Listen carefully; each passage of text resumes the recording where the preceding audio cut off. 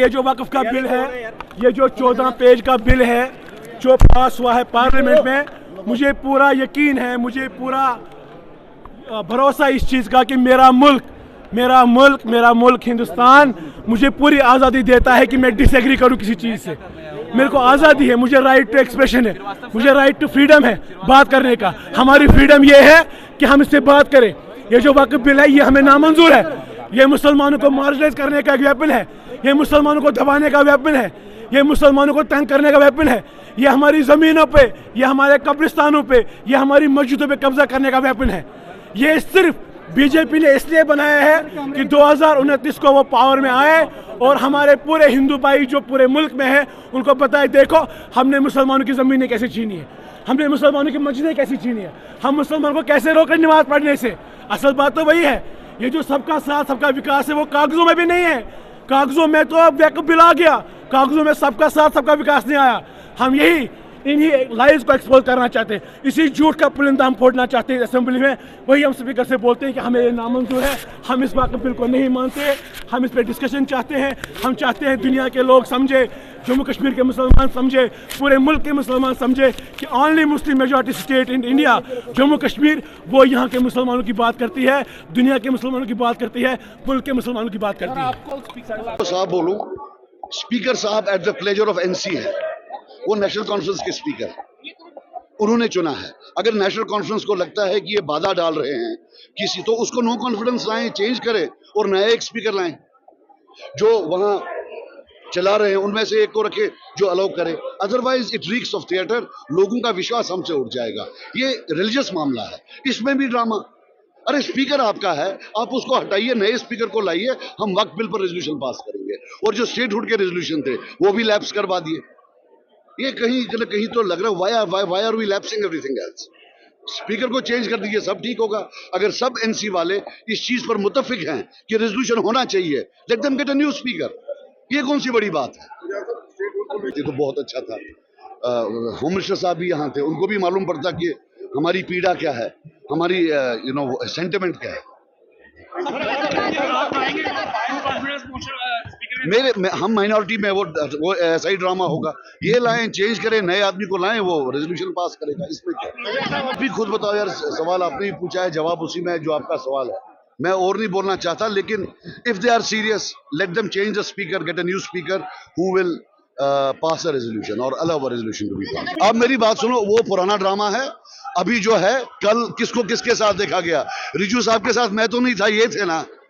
रिजू के साथ साहब ये घूमे और इल्जाम हम पर। वाह, बहुत अच्छी बात। भाई इसलिए मैं कहता हूं कि he is there at the pleasure of N C. If N C feels he is not doing something, is an impediment, let him remove them. ये गवर्नमेंट बीजेपी के पुष्पनाई से चल रही है, उनके एजेंडे से चल रही है। हमारा होना ना होना इस हाउस में कोई फ़ायदा नहीं है, चाहे 370 हो, चाहे 35 हो, स्टेटहुड हो, या इस वक्त आपने देखा वक्फ का जो मसला है, मजहब का मसला है, दीन का मसला है, मस्जिदों का मसला है। और स्पीकर साहब कल डिस्कशन नहीं माना करने के लिए आज today he stopped our resolution. आज कहते रेजोल्यूशन पास नहीं होगा। क्यों नहीं होगा? कौन सा कानून है, कौन सा बिजनेस है? हर दिन ये बीजेपी का एजेंडा यहाँ चलाना चाहते हैं और चाहते हैं कि हम खामोश रहें, हम इनको मदद करें और हम इनके एजेंडे को चलाएं। बीजेपी के लोग उनका साथ देते हैं। कल किरण रिजिजू को ऑनरेबल चीफ मिनिस्टर साहब ने श्रीनगर में रेड कार्पेट किया। इस वक्त भी हमें मार्शल आउट किया, क्योंकि हमने कहा कि वक्त पे बात होनी चाहिए, मस्जिदों पे बात होनी चाहिए, दरगाहों पे बात होनी चाहिए। और हमारा जो रेजोल्यूशन था, जो हमने टेबल किया, that we are against the Waqf amendment bill. We want the only Muslim majority state in India to stand with the Muslim rights, to stand with the masjids of Muslims in India, and this assembly is siding against them. This assembly is siding with BJP. This assembly is siding on the Waqf Amendment Bill. This is the most unfortunate thing that can happen. कि 24 करोड़ मुसलमान जो इस मुल्क में, आपको कर्नाटका में मदद मिलता है, आपको तमिलनाडु में मदद मिलता है, आपको TMC के लोग बात करते हैं, पंजाब के मेंबर पार्लियामेंट जो सरदार है वो बात करते हैं, लेकिन अपनी हुकूमत, अपना चीफ मिनिस्टर, अपने MLA, 60 मुसलमान MLA इस असेंबली में, they have decided to side with BJP and oppose our resolutions. The most unfortunate thing. शुक्रिया.